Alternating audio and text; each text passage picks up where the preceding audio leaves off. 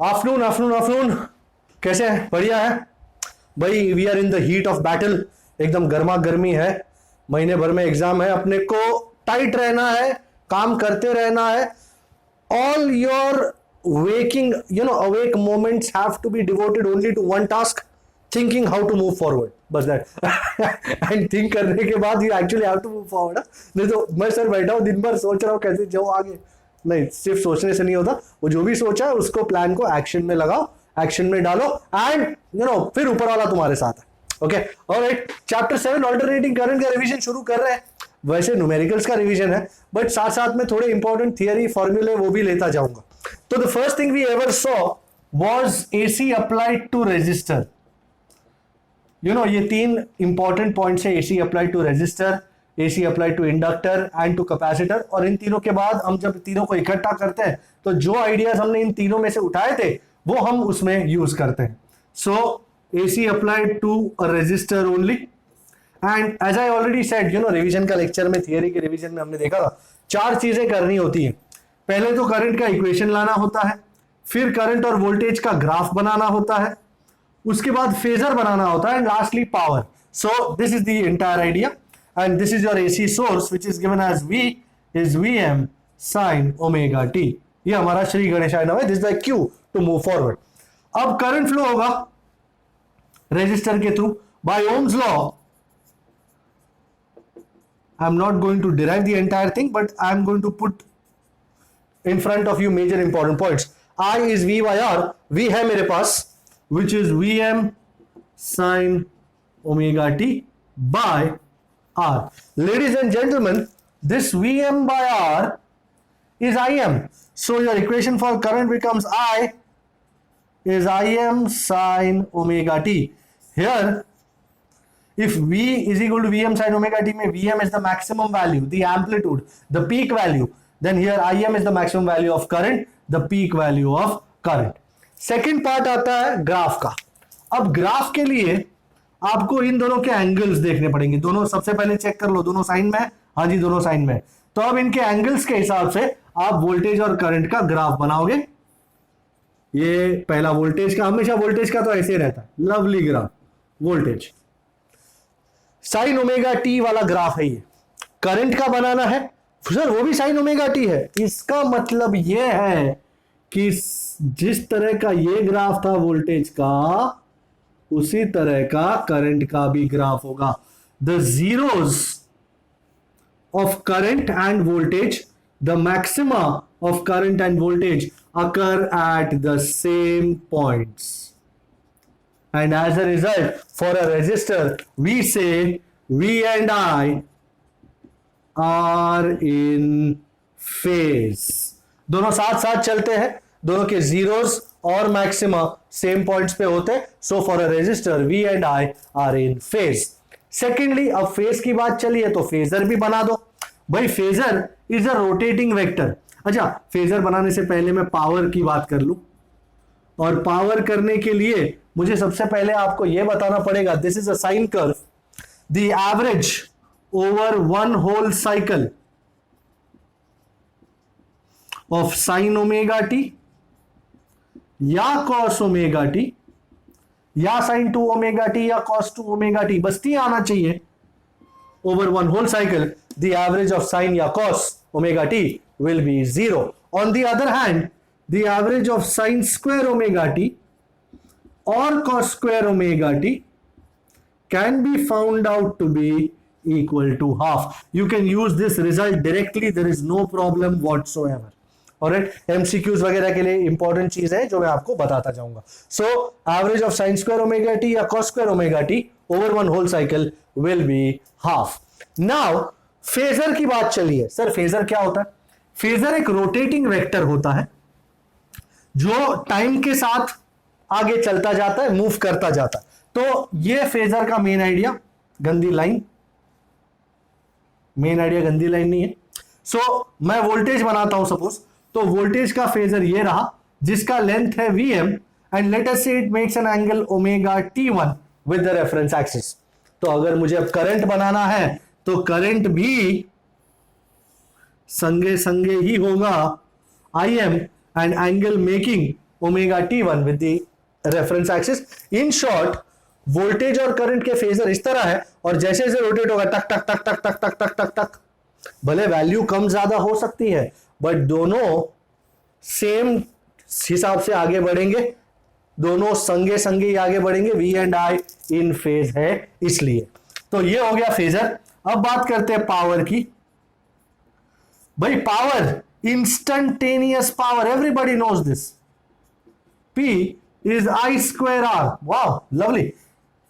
पर I क्या है, अभी थोड़ी देर पहले हमने देखा था, it is Im sin omega t the whole square into R। So this is Im square into R sine square omega t। अब ये t तो टाइम है जो चेंज होता रहता है, so instantaneous power will keep changing with time. तो जब भी आपको रियल पावर चाहिए तो you have to take average over one whole cycle, and as a result when you go to take average over one whole cycle तो नीचे वाले equations जो है वो काफी काम आएंगे। सो रियल पावर या average power will be, we call it P bar। तो Im स्क्वायर R का तो वैल्यू Im स्क्वायर R ही है, no doubt, and average of sine square omega t over one whole cycle ये रहा, जरा दूर जाने की भी जरूरत नहीं है। So this is Im square R by 2। To keep it in tune in resonance with I square R, मैं एक नवी क्वांटिटी डिफाइन करने जा रहा हूं जिसको हम कहते हैं RMS करंट। RMS बोले तो root mean square, the root of the mean of the square. पहले स्क्वायर करने का, फिर उसका मीन लेने का, फिर उसका रूट लेने का। So I call it IRMS या simply I, and it is Im by root 2। Similarly VRMS भी इसी तरीके से उपलब्ध हुआ जाता है। तो जब भी किसी साइनोसॉइडल फंक्शन की वैल्यू जाननी हो, की स्ट्रेंथ जाननी हो, हम RMS का इस्तेमाल करते हैं। So VRMS will be VM by root 2। तो जब भी आपको बोला गया हो कि सप्लाई इज लेट अस से 220 वोल्ट AC, तो ये जो 220 वोल्ट है ना, ये उसकी RMS वैल्यू है, हमेशा याद रखना। सपोज जैसे सप्लाई इज 110 वोल्ट AC, तो ये RMS वैल्यू ही है, याद रखिएगा। Till otherwise specified the values that are given for supply of AC, they are always RMS values. Also let us talk about a new thing here. ये शायद मैंने आपको बीच में भी बताया था, MCQs के लिए, ऑब्जेक्टिव्स के लिए काफी कारगर सिद्ध होगा। The average value of a function, this is a very important formula. Average of function changing with time is 1 by t integral 0 to t ft dt। So हो सकता है आपको कोई अजीबोगरीब फंक्शन दिया गया हो और उसका एवरेज फाइंड करने को कहा गया हो, तो कौन सा फॉर्मूला यूज कीजिएगा, ये फॉर्मूला यूज कीजिएगा। ऑलराइट, अच्छा एक और इंपॉर्टेंट चीज आपके सामने बताता हूं मैं। Over one whole cycle, average of V, that is average of Vm sin omega t। अब average of sine omega T कितना है जी, 0। पर अगर हाफ साइकिल की बात करें, ये अभी मैंने MCQ देखा था एक, over a half cycle. Sir half cycle मतलब ये पूरी साइकिल है ना, पर मुझे एवरेज वैल्यू सिर्फ इतनी ही चाहिए, सिर्फ इतने तक की। तो I will give you a relation straight away. Average of voltage is 2 Vm by pi. You can very well use this whenever you are confronted with MCQs or objective questions of such type, जिसमें average value of voltage will be over average of sin omega t over a whole cycle, which is 0, but over half cycle it will be 2 by pi. So average voltage is 2 Vm by pi. I hope you are jotting things down। And as a result तुम्हारा power finally कितना आया, power IRMS square into R। Wow, power का equation आ गया, I square आ रही है but I कौन सा, RMS। you call RMS as the value of current flowing through the circuit। अगर मैं तुमसे कहूं I have a circuit and I have a resistor and 2 ampere AC is flowing through it. तो 2 ampere AC क्या है? RMS value, याद रखिएगा, जो सीधा दिया हुआ है वो RMS वैल्यू ही होता है. In order to move this on, I am looking at illustration number 1. I hope you are looking at illustration number 1. Bang on target there itself.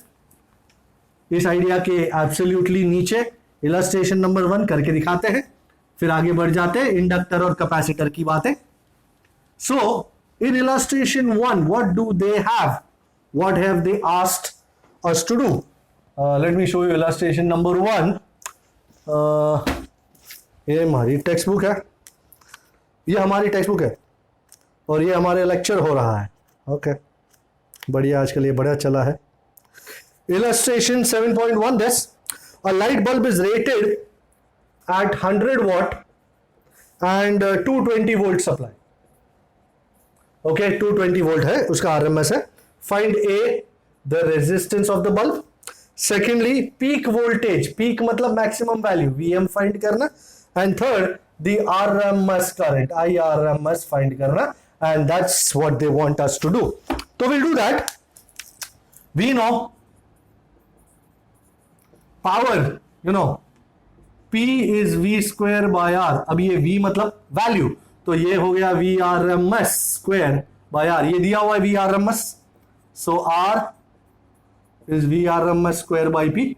220 का whole square by 100, that's 48400 by 100, that's 484 ohm. First thing, so 484 ohm is the resistance. Secondly VM, ये A था. VRMS is VM by root 2, and as a result the peak value VM is root 2 times VRMS, and thus when I multiply root 2, that's 1.414 with 220, करीबन 311 के आसपास answer आ रहा है.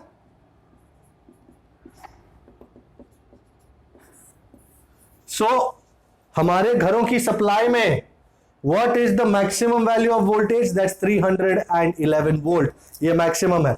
You know RMS is 220 volt या 230, whatever you call it. But ये VM 311 है. And finally IRMS. Very simple. IRMS is VRMS by R by Ohm's law. That's 220 by 484. By how much is 220 by 484? I think 0.4545. Correct me if I'm wrong. Is this agreeable? Okay, so this was illustration number 1, जिसको use हमने किया AC apply to resistor का idea करके. अब inductor पे चलते हैं. Wow, I love an inductor. You know, inductor opposes the rise और ग्रोथ और DK of current in any circuit. और ऐसे इंडक्टर को जब आप AC लगाते हैं तो बड़ा मजा आता है. अच्छा सर, आपको ही आता होगा, हमको तो नहीं आता है ना, ऐसा होता. ये इंडक्टर है और ये AC source. And before doing anything, before starting any type of work, Shri गणेशाय नमः, इसके बगैर तो आगे चला ही नहीं जाएगा. अच्छा, we wish to find the current in the circuit. Sir कैसे करेंगे भाई? करंट फाइंड करने के लिए सबसे पहले, do you know what is the potential difference between the two ends of the resistor? PD, resistor नहीं, inductor. PD across inductor. Well, I guess everyone knows this. V is equal to, we'll ditch the minus sign, di by dt. V is equal to L di by dt. Chapter 7 में 6 में किया हमने. अरे V है मेरे पास, ये रहा. And as a matter of fact, dt को यहां लूंगा, L को नीचे, जिससे di का एक इक्वेशन मिल जाएगा. And I'm going to integrate both sides. Integrate both sides. And what do I get? I get a lovely equation right here, right now. I is minus Vm by omega L by integral sign is what? Minus cos. I hope you remember this. बहुत बढ़िया. But is this going to be our final relation? No, sir. Not final. Because why? Sir, ये sign में है और ये cos में है, तो कंपेयर करना मुश्किल सा हो जाएगा. So what I do is, I utilize my mathematical skills, trigonometric skills, and I come up with cos की जगह sin omega t minus pi by 2. There are two things, not this is not two, this is bullshit. There are two things that take my breath away here. The first is this beautiful thing in the denominator. You know, I can write this equation as I is equal to Im sine omega t minus pi by 2, and where Im is Vm by omega L. You know, I compare this equation with this that I saw last time for resistor. Im is Vm by R. Here Im is Vm by omega L. So don't you agree? जो काम resistance कर रहा था पिछले circuit में, वो काम इस बार कौन कर रहा है? Omega L. So say hi to omega L. Here omega L is the opposition offered by inductor to the flow of AC current. Anybody remembers what we used to call omega L?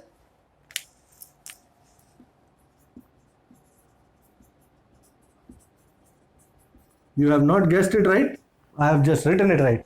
It is called inductive reactance, denoted as XL, and XL is omega L. Omega is 2 pi nu for your information. And SI unit of XL, भाई जो R का unit होगा वही omega L का होगा, so SI unit is ohm. So XL inductive reactance का SI unit ohm है. Now the second thing, resistor में यहां भी साइन ओमेगा टी था, यहां भी साइन ओमेगा टी था, पर इंडक्टर में यहां sign omega t minus pi by 2 है, विच मेक्स मी थिंक कि इस बार करंट और वोल्टेज साथ साथ ना होंगे.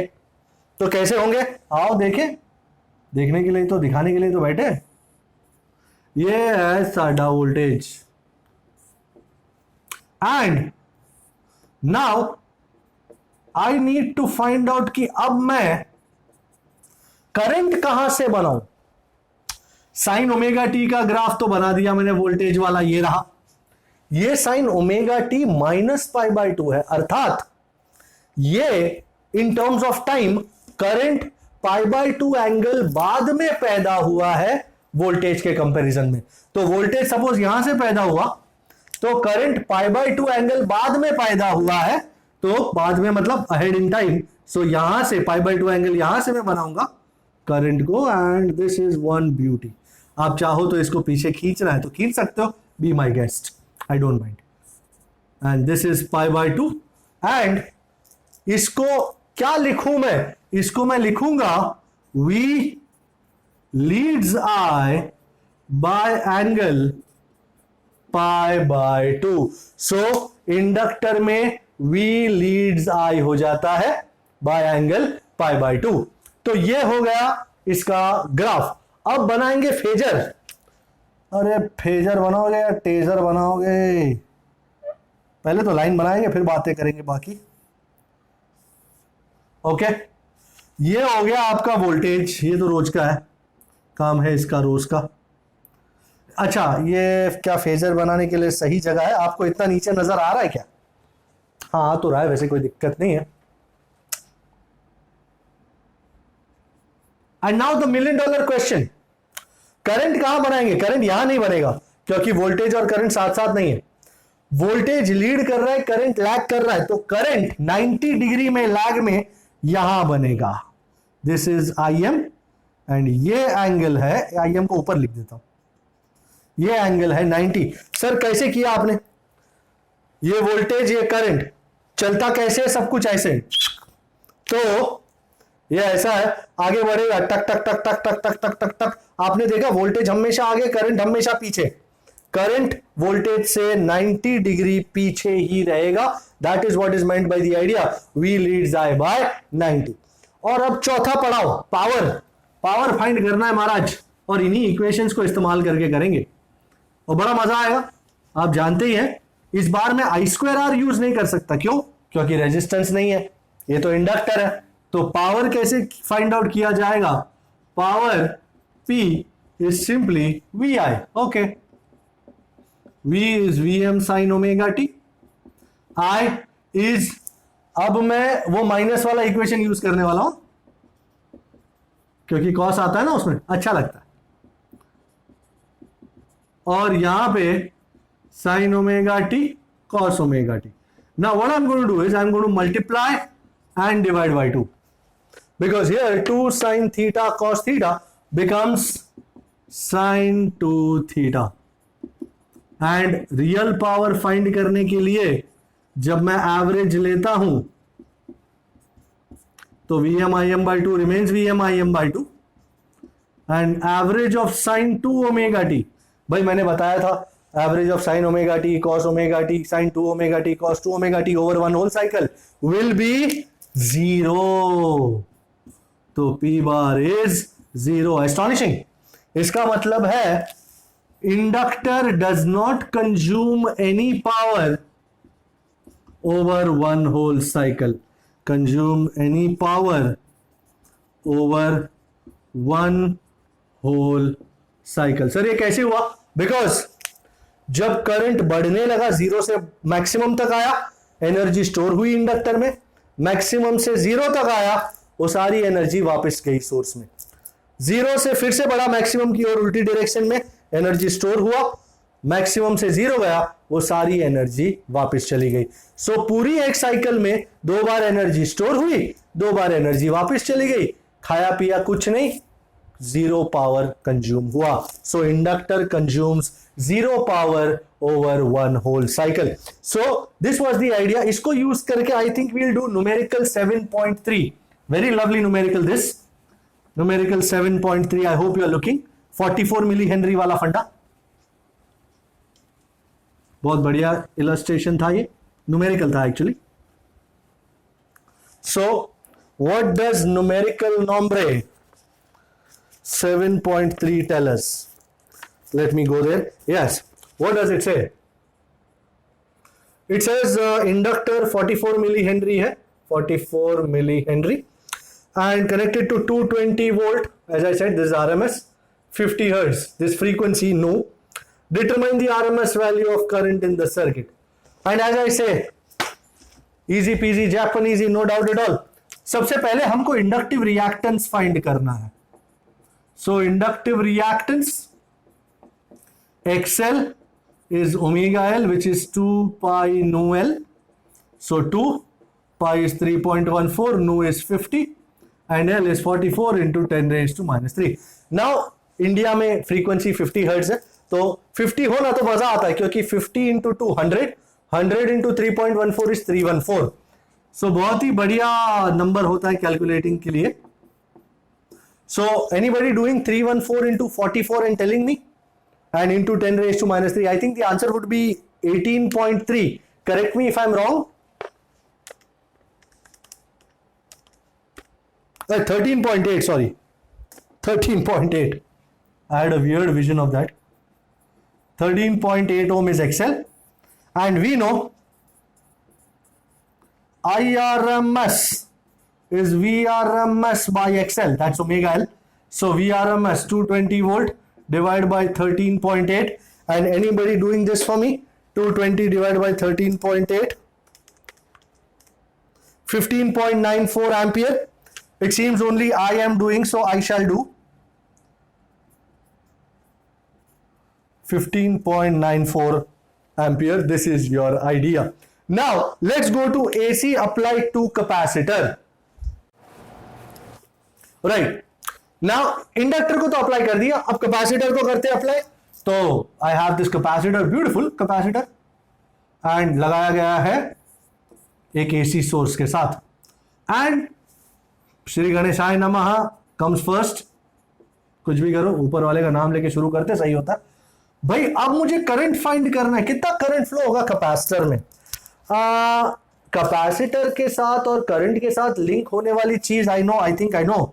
We know, do you know the best formula, the first formula that came into chapter 2 capacitors? Q is equal to CV. Q is equal to CV. You remember this beautiful thing? Oh. V की जगह Vm sin omega t. And what do I do? Now, current I can be obtained by differentiating charge with respect to time. So Q को differentiate करो with respect to t. And I think I am ready to do this. I is equal to d by dt of Vm into C into sin omega t. Easy differentiation.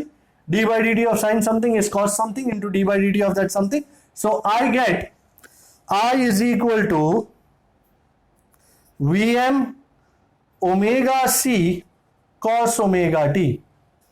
अब इस equation को मैं थोड़ा सा अलग तरीके से लिखूंगा। I is Vm over 1 by omega C। ये ओमेगा C को दो बार नीचे ले गया मैं, सो ओमेगा C यहां था, टक टक दो बार 1 by हो गया, into sine omega t plus pi by 2 and this is lovely. ये जो Vm by 1 by omega C है, I call it Im and I'm going to compare this with Im is equal to Vm by R of the first idea। तो जो काम resistance करता है वो काम यहां 1 by ओमेगा C करता है। So you want to say hello, 1 by omega C is the opposition offered by the capacitor to the flow of AC current and is called what? Is called what, people? It's called capacitive reactance, is denoted as Xc. Reminds you of another beautiful word. Yes, absolutely it is. For me actually it is. Xc is 1 by omega C and SI unit again is ohm. So this is my first idea जहां पे Xc मिल जाता है। So Im is Vm by Xc and बहुत बढ़िया, Xc is 1 by omega C। The second thing I need to do is I need to draw the graph। अच्छा यही बना देते हैं ग्राफ सर, ग्राफ हम ग्राफ ही खेलते हैं। And again I am bothered by the same question कि voltage तो ये हो गया, करंट कहां से बनाओगे श्रीमान? Now from here I see कि voltage was sin omega T, this is sin omega T plus pi by 2, अर्थात करंट जो है वोल्टेज से पाई बाय 2 एंगल पहले पैदा हुआ था, टाइम में पहले। सो टाइम में आगे इज दिस, टाइम में पहले is this. So I will draw my current from here and boom. क्या बात है सर, बहुत बढ़िया। And this is pi by 2 of course. And what would I write? I would write some beautiful words.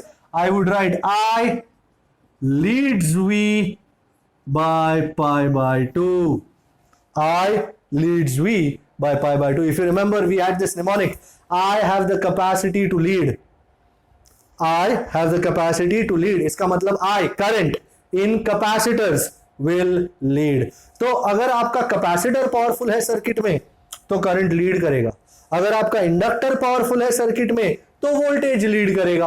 As simple as it gets. So ये हो गया graph, और अब फेजर और पावर करके फिर कल्टी मारते हैं, आगे बढ़ जाते हैं। Phasor, beautiful phasor, $1 million question again.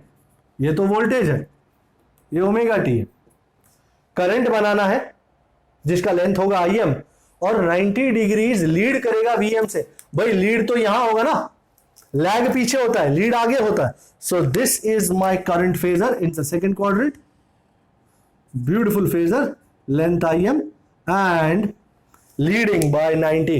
So here this is like this, and जैसे घूमेगा ये ऐसे घूमता है, टक टक टक टक टक टक टक टक। तो चाहे कुछ भी हो जाए, current will lead, voltage will lag. फिर बात करें पावर की, और फिर से आई स्क्वायर आर यूज नहीं कर सकते, तो P is equal to VI। I got V as Vm sin omega t and I as Im cos omega t था। Same idea, different topic. फिर से यही करके यहां 2 and Vm Im by 2 sin 2 omega T. And real power के लिए average किया जाए, real power P bar is average of this whole thing over one whole cycle, and finally क्या मिल जाएगा जब एवरेज लेंगे over one whole cycle? So P bar Vm Im by 2 तो है ही same value, and average sin 2 omega t is 0, so real power is 0. That means capacitor also does not consume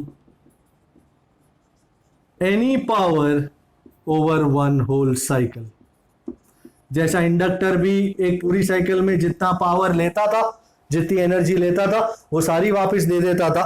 capacitor भी जितनी energy लेगा, voltage zero से maximum आएगा, energy store होगी capacitor में, मैक्सिमम से जीरो जाएगा, वो सारी एनर्जी रिटर्न, जीरो से मैक्सिमम जाएगा ऑपोजिट डायरेक्शन में, एनर्जी स्टोर, मैक्सिमम से जीरो जाएगा, energy return. So over one whole cycle कोई भी करंट, कोई भी एनर्जी कंज्यूम नहीं होती, पावर कंज्यूम नहीं होता, पर करंट फ्लो करता है। ऐसा करंट चाहे वो इंडक्टर में या कैपेसिटर में फ्लो होता हो, it does not consume any power, is called wattless current. Alright, और ये कैपेसिटर का आइडिया इलैबोरेट करने के लिए I think I have illustration number, numerical number 4 right in your text books. Numerical number 4, very lovely numerical there. फिर हम RLC series circuit पे जाते हैं, और सीरीज सर्किट को क्रैक करने का भी यही एक आइडिया है, फेजर यूज करके। उसके बगैर तुमको पूरा एनालिटिकल करना पड़ेगा, वो थियरी में हमने किया था। Here I will show you the phasor method and the important terms related with it. Numerical 7.4, I have got it right here. It says a 60 microfarad capacitor is connected to 110 volt 60 hertz supply. अच्छा, ये America में frequency 60 hertz होती है और VRMS 110 होता है। Just for information, determine the RMS current. Okay, I think सबसे पहले ऑपोजिशन फाइंड करना पड़ेगा, capacitive reactance.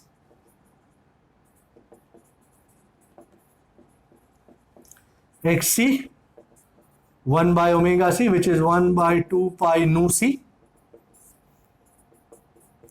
to 3.14. This is 60, and this is 60 into 10 raised to minus 6. Now the first thing I do, ये दो zeros को उड़ा देता हूं, यहां पे 10 is to minus 4 हो जाएगा, minus 4 को ऊपर लेता हूं तो this becomes 10 raised to 4. 6 6 are 36, 36 2s are 72, 72 into 3.14, 200 something, I'm not sure, 226.08, and 10,000 divided by 226.08 becomes 44.23. So your XC is 44.23 ohm, and RMS value of current, IRMS, VRMS by XC, that's 110 divided by 44.23, I think 2 point something if I'm not mistaken. 110 divided by 44.23, that's 2.486, 2.486 ampere is the RMS current. तो ये हो गया capacitor. बहुत बढ़िया बढ़िया numericals हैं इसके, no doubt. And अब हम तीनों को साथ लेंगे, R, L और C तीनों को सीरीज में लेंगे, और उसको फेजर मेथड के जरिए उसका करंट भी फाइंड करेंगे, एंड उसका जो कंबाइंड ऑपोजिशन है उस पे भी हम अपनी निगाहें उठाएंगे। सो RLC series circuit with AC, one of the favourite things that's ever happened. ये R, ये L, ये C, and these are connected to this. तो सबसे पहले V is equal to VM sine omega t, ये लिखना जरूरी। एंड नाउ अंडरस्टैंड दिस, अब यहां से करंट पास होगा। भाई जो करंट रेजिस्टर में पास होगा, तीनों सीरीज में, जो करंट रेजिस्टर में पास होगा वही इंडक्टर में पास होगा, वही कैपेसिटर में पास होगा। सो जब मैं फेजर बनाऊंगा, मैं करंट को मेन कॉमन क्वांटिटी रखूंगा। इन तीनों के अक्रॉस पोटेंशियल डिफरेंस, इसके अक्रॉस VR, इसके अक्रॉस VL, इसके अक्रॉस VC अलग अलग फेजर के जरिए दिखाए जाएंगे। So I think I start drawing my phasor, and मैं सबसे इंपॉर्टेंट करंट को पहले बनाऊंगा। Let me call this as current. I am sure many people mind कि सर इतना बड़ा क्यों बनाया, पर ये करंट है ना, इसको अलग रखना है तो अलग तरीके से बनाया मैंने। अब across resistor, do you remember current and voltage are in phase.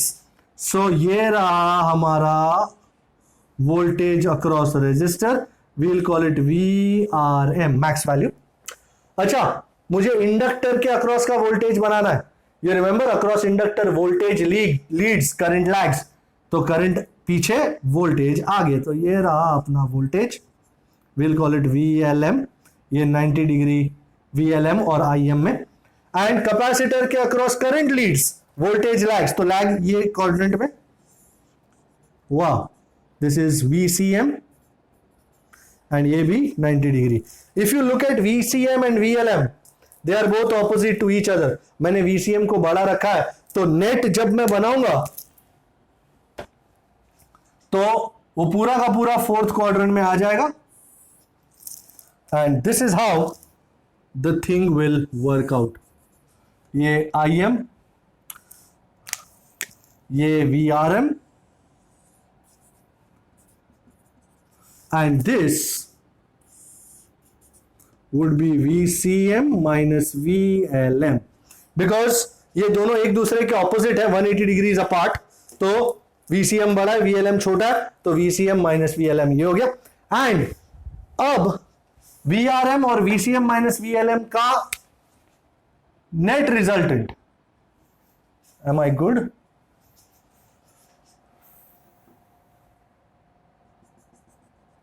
Okay, looks good. Is it looking good? No, it's not looking good, sir. Not at all. Now it is looking good. Yes, sir.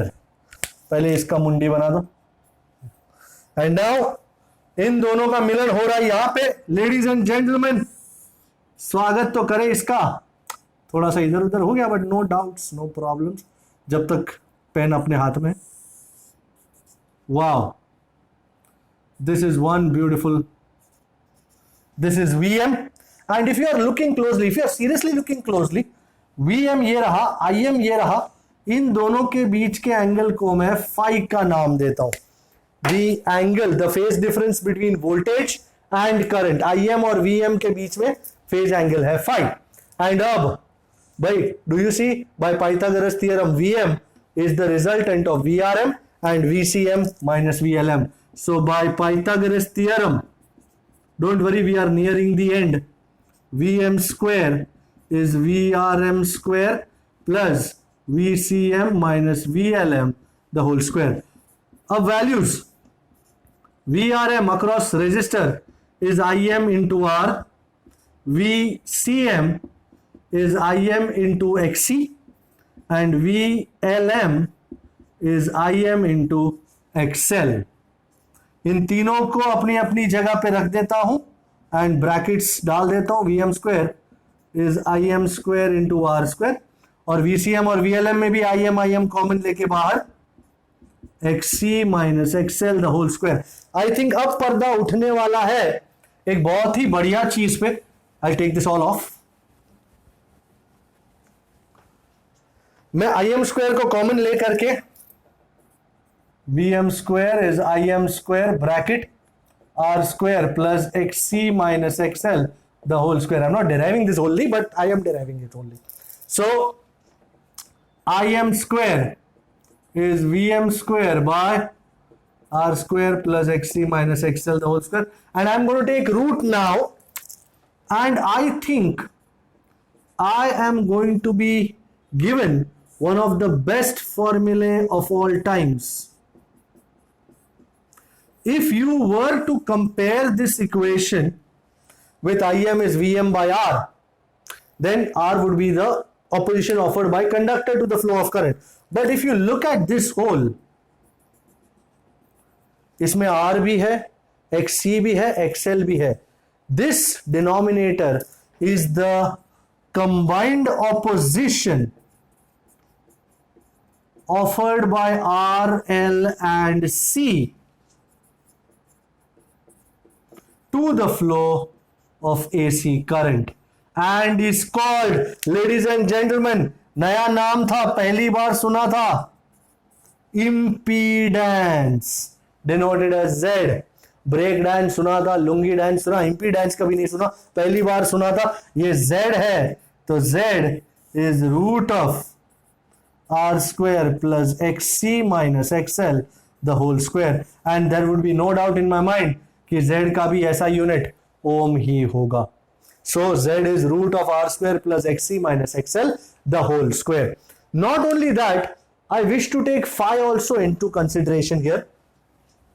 If you're looking at this diagram, you're looking hard, then what would be tan phi? Well, that depends on whether you are looking hard enough. From the figure, won't tan phi be equal to opposite over adjacent? Opposite is VCM minus VLM over VRM. I simply know VCM is IM into XC, VLM is IM into XL. So this is XC minus XL, and IM will go home, and I am given one more beautiful equation. Tan phi is XC minus XL by R. Well, in reality, phi is the phase difference between voltage and current, and as a result, I can write my equation for voltage as I can take this off now. Yeah. So equation for current, मेरा IM तो मिल चुका है मुझे. So equation for current, equation for AC current through an RLC series circuit. You remember voltage was V is equal to Vm sin omega t. I is Im sin omega t plus phi, where Im is Vm by Z, ये रहा, and phi is the phase difference. You can see current lead कर रहा है यहाँ पे by an angle phi.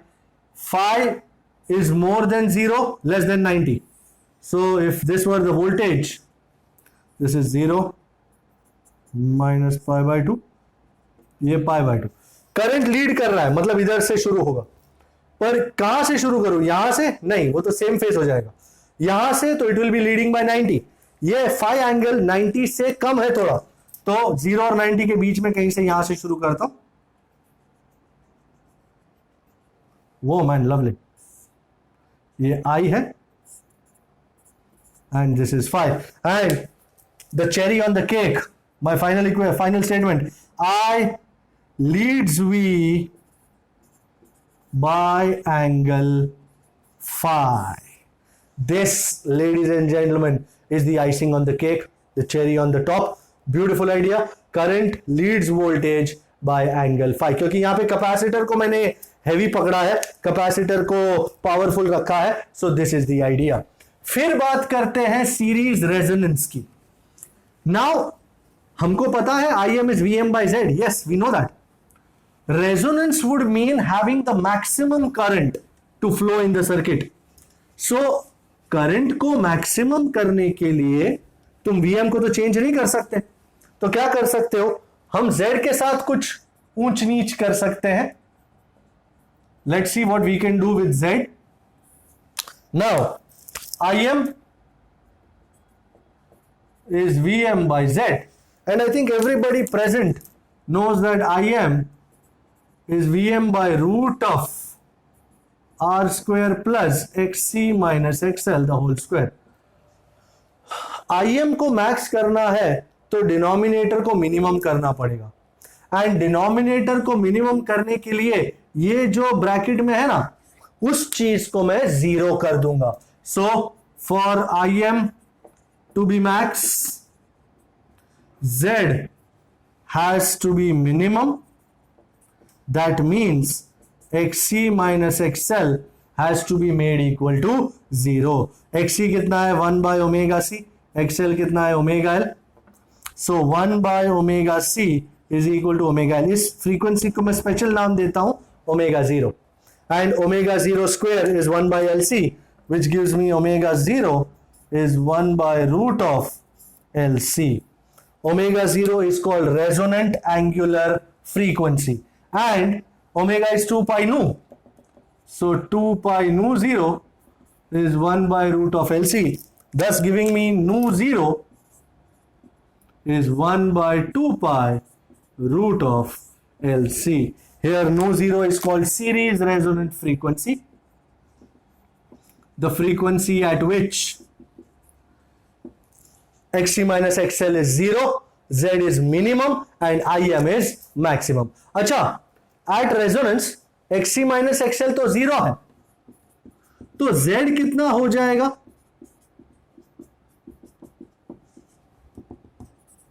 ये तो zero हो गया, isn't it? Root of r square, and root of r square is what? It is r. So z is simply r. Do not forget this while doing resonance sums कि resonance पे xc minus xl zero है तो z is equal to r. अब मैं एक नया चीज देखने जा रहा हूं which is called Q factor. Q factor मतलब quality factor. And quality factor के लिए I'll have to first make a graph of current versus omega. I am taking this off now and I am presently making a graph of current versus omega. So what do I get here?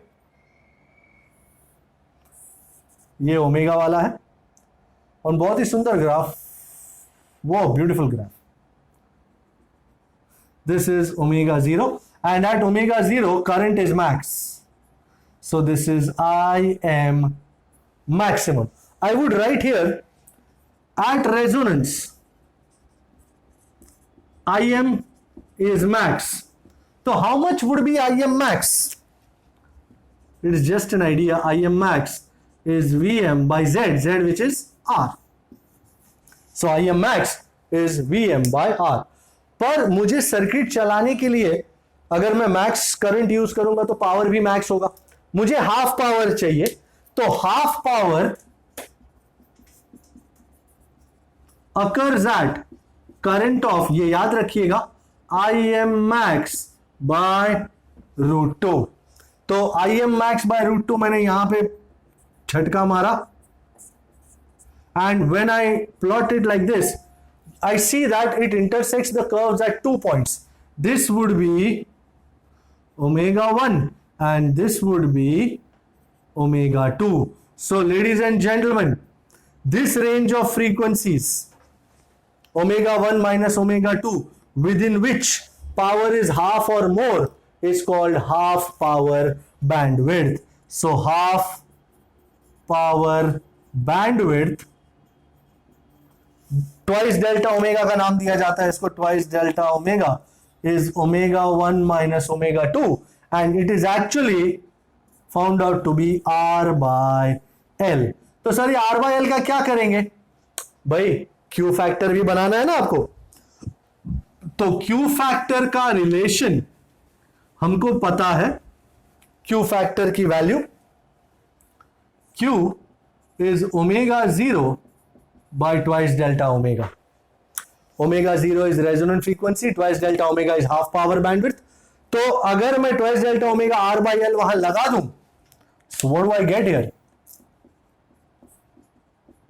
तो ये l ऊपर चढ़ जाएगा and as a result you get Q is omega 0 l by r. And suppose you write omega 0 as 1 by root LC, then you will get this as 1 by r root of l by c. So you see, Q factor depends only on the values of R, L and C. Alright, check this out. Righto. So I'm on to numerical 11. Well, lovely numerical here. R, L and C तीनों series में. So figure shows a series RLC circuit connected to variable frequency 230 volt. So VRMS is 230 volt source. L दिया हुआ है 5 Henry. C दिया हुआ है 80 microfarad and R is 40 ohm. Okay. Now what are the various questions that they've asked? First, determine the source frequency which drives the circuit in resonance.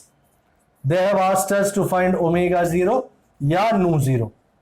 So in a very simple tack, omega 0 is 1 by root of LC. L ये रहा 5 Henry, C 80 micro. So this is 400 into 10 raised to minus 6 and इसका root भी available है easily. 20 into 10 raised to minus 3, 10 raised to minus 3 चढ़ गया ऊपर. This is 1000 by 20. This would be 50 radian per second. And omega 0 50 radian per second आ जाने पर हमको अब फ्रीक्वेंसी फाइंड करनी होगी nu 0 and you know nu 0 is omega 0 by 2 pi because omega is 2 pi nu, isn't it? So big book. So nu 0 is omega 0 by 2 pi, that's 50 by 2 into 3.14, that's 6.28. Oh wow, that's lovely. Somebody is finally awake. 8 hertz, करीबन करीबन. All right. The second thing is obtain the impedance of the circuit and amplitude of current. भाई amplitude of current मतलब max current. याद रखिएगा. Be careful to read it. So Z चाहिए and IM चाहिए. Now somebody will tell me, sir, impedance we know. I am all knowledgeable. It's root of R square plus 1 by omega C minus omega L the whole square. कर देता हूं sir. Omega omega लगा के. नहीं बाबा इतना नहीं करना है. At resonance, I think everybody knows 1 by omega C minus omega L. ये वाला. Isn't it 0? So Z is simply R, which gives me Z is 40 ohm. Simplicity itself. And max current, या amplitude of current, IM is VM by Z. Wow. तो sir VM लगाओ, पर VM नहीं है मेरे पास, VRMS है. Is there a relation between VM and VRMS? VRMS is VM by root 2. So VM, isn't it root 2 VRMS? And I am ready to rock and roll. VRMS 230, Z is 40. So 1.414 into 230 divided by 40. Somebody. Wow. 8.13. Did you say? Yes, absolutely. 8.13. Somebody is right. And there is the third thing that they have asked us. The third thing being, determine the RMS potential drops across the three elements. Show that the potential drop across LC combo is 0 at resonance. Okay, I'll do that. I want RMS of potential drops. Okay, so that's VR, VL and VC. But RMS, huh? So potential drops. This is point C. इसको उड़ाओ, इसको क्यों रखा है? C. Potential drops. VR is IRMS into R. Lovely. पर sir IRMS तो नहीं है, पर IM तो है. Isn't IRMS IM by root 2? So we are good. Resistance 40 by root 2. Don't bother because VR would be 230 by any chance. Now VL is IRMS into XL. Now IRMS is IM by root 2 and XL is omega L. Sir, कौन सा omega use करने का? Omega 0. Resonating frequency पे ही पूछा है ना? IM 8.13 by root 2. Omega 0 50. L is 5. So 250 into 8.13 by root 2. I think it comes to be 1437, is it? 1441.5. 1441.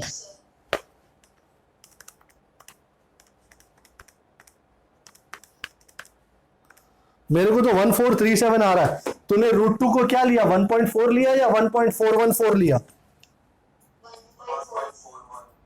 4 ले ले तो 1437 आ जाएगा.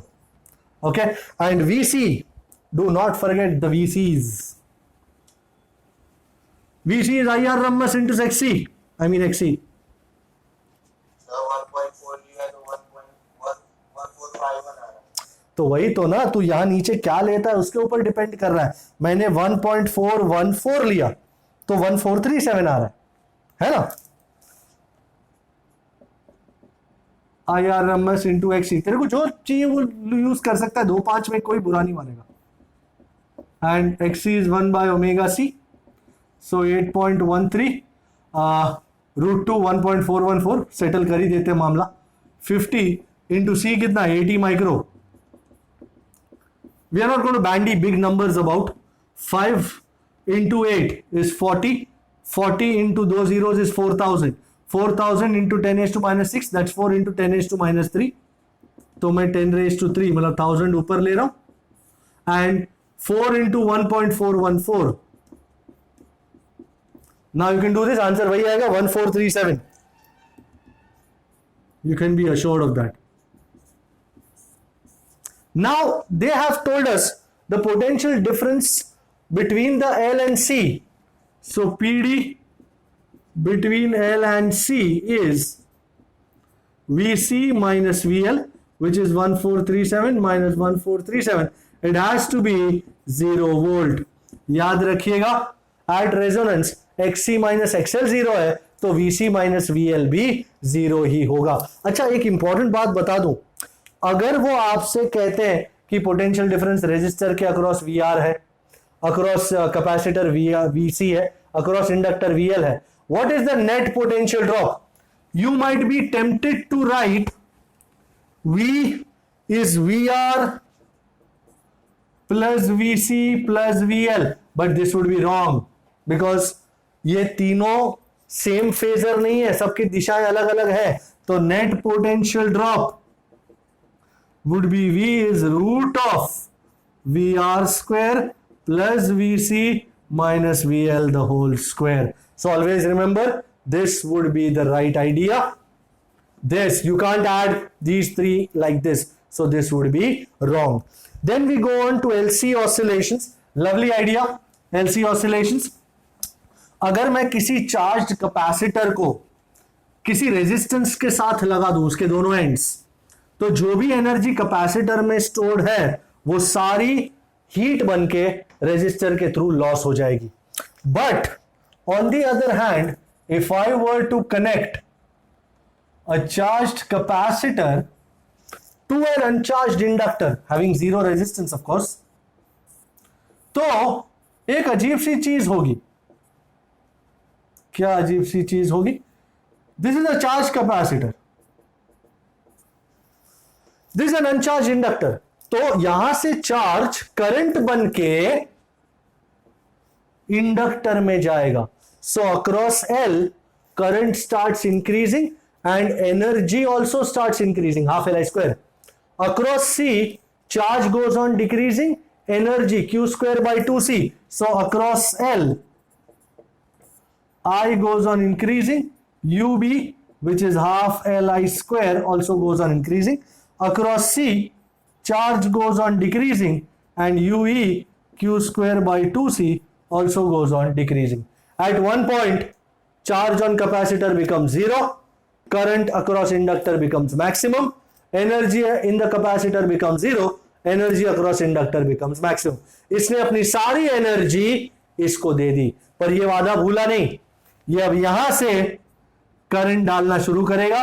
सो इसके अक्रॉस करंट घटता जाएगा, इसके अक्रॉस चार्ज बढ़ता जाएगा, इसके अक्रॉस एनर्जी घटती जाएगी, इसके अक्रॉस एनर्जी बढ़ती जाएगी। The cycle will keep on repeating.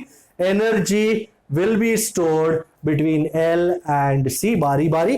So such a circuit is called a tank circuit, which is used to store energy, and the equations for charge and voltage can be obtained as Q is equal to Qm. Anybody remembers the equation? Q is equal to Qm cos omega 0 t, and I is Im sin omega 0 t, या Qm omega 0 sin omega 0 t. So you can see charge depends on cos, current depends on sin. So जब charge maximum है current will be 0, and जब current maximum है तो charge will be 0. Utilizing this, अच्छा two important things याद रखिएगा, अगर inductor में थोड़ा सा भी रेजिस्टेंस होगा ना तो एनर्जी धीरे धीरे घटती जाएगी, डैम्प्ड ऑसिलेशंस जैसा, and finally at one point energy will become 0. Second point, energy वैसे भी कांस्टेंट नहीं रहती, क्योंकि some amount of energy during transfer comes out in the form of electromagnetic radiations. So an LC circuit is useful in producing electromagnetic radiations.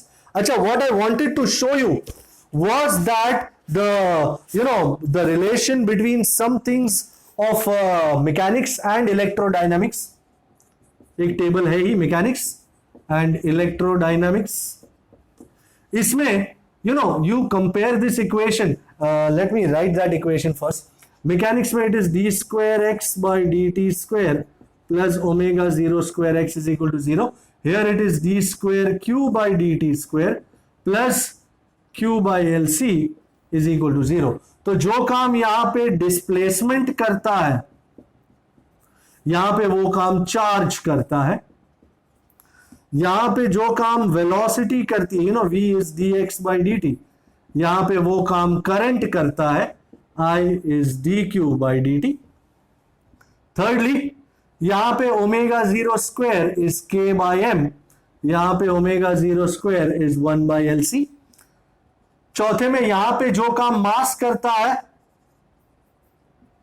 वो काम यहां पे inductance करता है, एंड यहां पे जो काम स्प्रिंग कांस्टेंट करता है, इसको के कहते हैं, यहां पे वो काम रेसिप्रोकल कैपेसिटेंस करता है, which is 1/C. So you might be asked in MCQ, तो आपको ये अंदाजा होना जरूरी है. उसी तरह जो काम यहां डैंपिंग कांस्टेंट करता है वो काम यहां पे रेजिस्टेंस कर देता है. इसको यूज करके मैं इलस्ट्रेशन 7 या 11, कौन सा है मैं भूल चुका हूं, आई थिंक 11 इलस्ट्रेशन 11 करने जा रहा हूं. ये भी एक इंपॉर्टेंट इलस्ट्रेशन है. इलस्ट्रेशन 11 में इन्हीं दो इक्वेशंस का इस्तेमाल करना है. ओके, सो इन्हीं दो इक्वेशंस को इस्तेमाल करके हम क्या प्रूव करने जा रहे हैं, let us find out.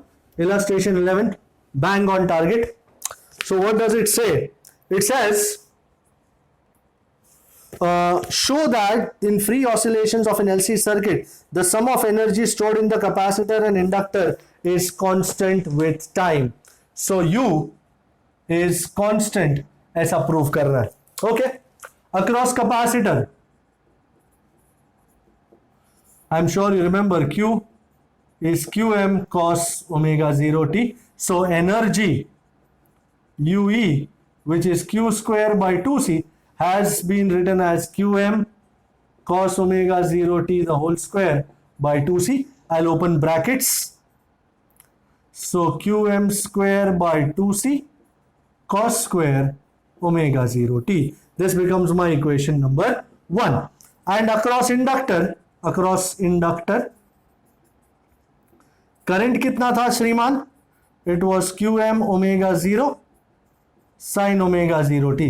So energy, we'll call it UB, which is half Li square. I की जगह मैं इसको put up कर रहा हूं. So UB is half L. I की जगह Qm omega 0 sin omega 0 t the whole square. Let's open up. Qm square omega 0 square into L sin square omega 0 t by 2. But I'm sure everyone knows omega 0 square is 1/LC. So how much is omega 0 square L? Isn't it 1/C? तो यहां पे लगा डाला, तो UB is Qm square by 2C sin square omega 0 t. And total energy U is UE plus UB. UE Qm square by 2C cos square omega 0 t. UB Qm square by 2C sin square omega 0 t. So Qm square by 2C common, cos square plus sin square, and cos square plus sin square is 1. As a result you are left with U is Qm square by 2C. एक बार देख लो, capacitance constant, Qm max value of charge constant, so this whole thing is constant with time. So total energy will always remain constant with time. And now looking at the last idea of the chapter, which is called a transformer. What is a transformer? A device that increases or decreases the value of AC current or voltage. भाई AC से DC convert करने का काम rectifier का है, आई am sure आपको पता है. ट्रांसफॉर्मर सिर्फ वोल्टेज बढ़ाता या घटाता है, and that is done with the help of electromagnetic induction, primarily mutual induction to be more specific. तो हमारे पास यहां पे एक बहुत बड़ा प्लेट है जिसको हॉलो काटा गया है, एंड ऐसे बहुत सारे प्लेट्स इंसुलेट करके वार्निश करके मैं एक साथ अरेंज करता हूं और एक बड़ा सा कोर बनाता हूं, बीच में हॉलो रख देता हूं, एंड यहां पे I give my AC input voltage. What do? I give my AC input voltage. This is my primary terminal. So this is your AC input, you can call it VP. This is the primary terminal. और ये side, this is the secondary terminal. यहां पे मैं अपना AC output लूंगा. This is called VS. This is the secondary terminal. Number of turns in secondary is NS. Number of turns in primary is VP. Now understand this. जब current यहां पास होता है तो magnetic field is produced here, and this magnetic field, due to the core being same, is linked with the secondary also. We are assuming here कि जितना flux primary में linked है वो सारा का सारा secondary के साथ भी associate होता है. So the induced EMF in the primary VP is minus NP d phi by dt, and across the secondary VS is minus NS d phi by dt. Did you see? जितना flux primary में link है वही secondary में link होगा, and as a result I get my first equation, VS by VP is NS by NP. Here we are assuming an ideal transformer. Ideal transformer मतलब input power जितना है वो same अपने को output में मिले. So in ideal transformer we say input power pi is output power po. Input is across primary, so IP VP is output is across secondary, IS VS, which gives me my second and the most prolific equation. VS by VP is IP by IS is NS by NP is R, and I don't need to tell you R is called transformation ratio या transformer ratio, which is the ratio of number of turns of secondary to the number of turns of primary. अगर R greater than 1 है इसका मतलब NS greater than NP है, इसका मतलब VS greater than VP है. Output greater than input, this is a step up transformer, and if R is less than 1 it means NS less than NP, VS less than VP, output is lesser, this is a step down transformer. पर चाहे कोई भी type का transformer हो, step up या step down, in real life transformer याद रखना output power is always less than input power. कोई भी टाइप का ट्रांसफॉर्मर हो output power will always be less than input power. क्यों? क्योंकि 4 टाइप के लॉसेस होते हैं. कौन से लॉसेस होते हैं 4 टाइप के? पहला, फ्लक्स लीकेज. तुमने यहां अज्यूम किया है कि जितना फ्लक्स प्राइमरी में है वो सारा सेकेंडरी में आए, पर ऐसा हर बार पॉसिबल नहीं है. There might be some amount of holes, some gaps जहां से कुछ फ्लक्स बाहर निकल जाए, तो फ्लक्स लीकेज. सेकेंडली जो ये वायर यूज किए हैं उनका कुछ रेजिस्टेंस है, so there will be joule heat loss. Third, hysteresis loss due to the magnetization and demagnetization of this core, तो वो उतनी एनर्जी लॉस होगी. And lastly eddy current loss due to electromagnetic induction, जिसको कम करने के लिए हम वार्निश यूज करते हैं. तो this was the entire idea of the numericals of chapter 7, and I think कुछ और बचा नहीं है करने के लिए. आई थिंक हमने सब कुछ कवर अप कर लिया है. Is there anything you would want me to do if you are looking at the text book? Is there anything people? Tell me. Yes sir, no sir? Alrighty, so let me wish you all the best. बढ़िया से करना, इसको घर पे जाके practice करें, and कोई दिक्कत हो तो मेरे को बताएं. आपकी सेवा में सदैव तत्पर. Thank you so much. Have a lovely evening. Bye bye.